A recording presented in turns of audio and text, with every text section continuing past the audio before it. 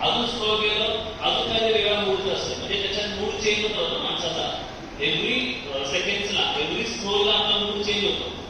मग घरी कोणीतरी सांगितलं ना, ते उचलून आण की लगेच मूड चेंज झाला, होतो की नाही? नाही मला नाही करायचं. आणि मग त्या रील्सच्या याच्यामध्ये काय होतो, एंगेज होत जातो.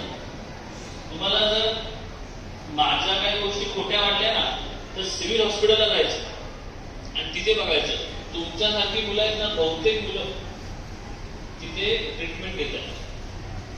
का? तर कारण की ह्या रील्सच्या याच्यामध्ये काय होतं, माणसाच्या डोक्यावरती काय होतं, परिणाम होतो. म्हणून रील्स बघणं कितपत बघायचं असतं, आपल्या कामात असेल तेवढं बघायचं. कळतंय का?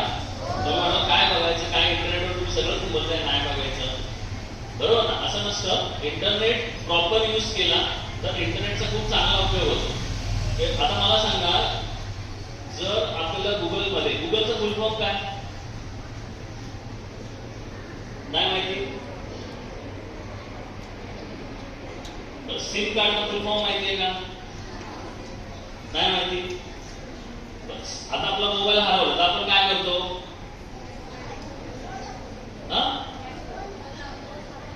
फोन काय म्हणतो? फोन नंबर देतो आणि फोनच हरवला आपला, काय करणार? ज्या दिवशी आपला फोन हरवेल, ठीक आहे, मग आपण कोणाला सांगणार की माझा फोन कसा हरवला? तर ह्याच्यामध्ये एक नंबर असतो, IMEI नंबर बोलतात त्याला, ठीक आहे? काय म्हणतात त्याला? मग हे घरी जायचं, पुस्तकात घेऊन काढायचं. काय की IMEI नंबर म्हणजे काय, सिमचा फुल फॉर्म काय, गुगलचा फुल फॉर्म काय, ठीक आहे? हे आपल्याला इंटरनेटवरून शिकायचं.